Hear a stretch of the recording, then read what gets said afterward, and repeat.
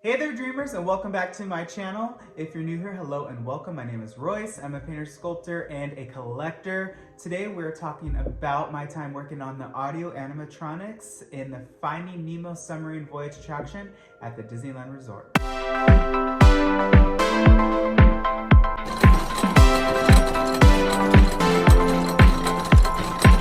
Alright, so to begin, every time I worked on this attraction, the figures obviously had to come into the shop because we actually had divers that would install or take them out for refurbishment. So unless the whole lagoon was drained, which generally happens about once a year, I just didn't happen to ever walk the actual track of the submarine voyage. But I worked on a ton of figures. So let's get started. First and foremost with these crabs. These crabs came into the shop and I remember being so excited to work on anything from this original attraction. I love Finding Nemo, and these crabs I had actually never even seen.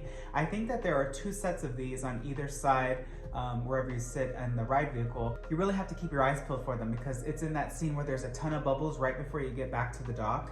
And they were really fun to work on. This was kind of my introduction to really industrial paint. Yes, they were painted with Mann Brothers acrylic, but the actual sealant that we sealed these crabs with was so industrial that I had to get into a full-on bodysuit. I mean, it looked like I was about to be an astronaut in space, and we would spray the sealant like 3 or 4 layers because a lot of times bubbles got under the paint and it would just take away all the color, and if one bubble starts, it kind of just spreads. So the process to seal these figures after painting was pretty insane. The entire paint area had to be cleared once we sprayed these because the smell was so intense. We actually ended up having oxygen pumped into our suits because the smell, I guess, was so toxic. But it was really a lot of fun working on these crabs.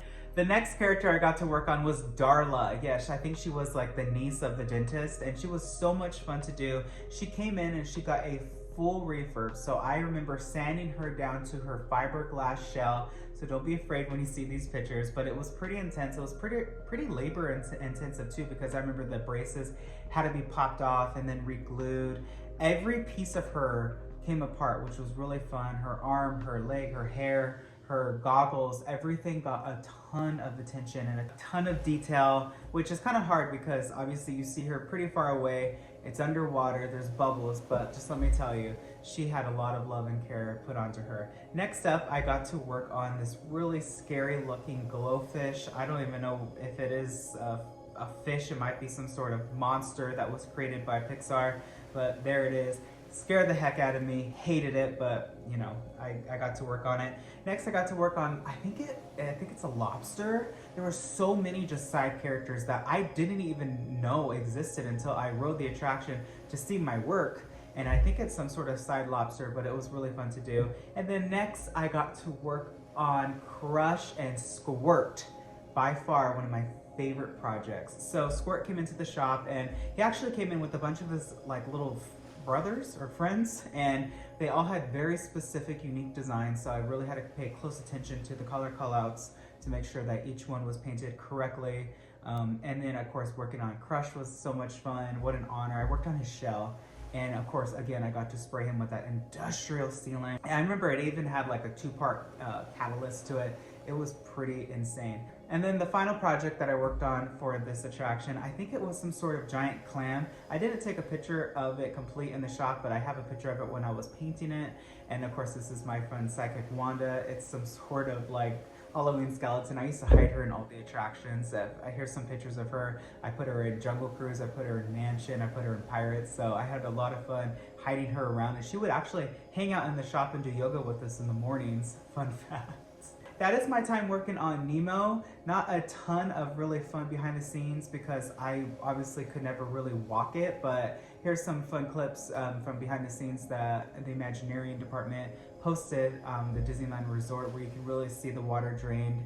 So much work went into this new refurb to kind of just give it new life. And I really do hope that one day, as much as I love Nemo, maybe the 1,000 Leagues Under the Sea original attraction that used to belong there maybe could come back. I don't know. I really love original attractions. I don't know what it is. I'm very nostalgic. So even in Tomorrowland, I feel like that land needs so much help that perhaps the Carousel of Progress could go back into its original spot because I don't know, after Innovations, which I think that was a really good utilization of that space, it really hasn't been utilized to its highest potential. And I remember Joe Rohde actually having plans for that, but since Disney let him go, I think that the new version of Imagineers have a totally different concept on what Imagineering is. You know, I don't know what it is. They don't know how to make original attractions anymore. It's more just IP. And I think that all of our favorites are originals, right?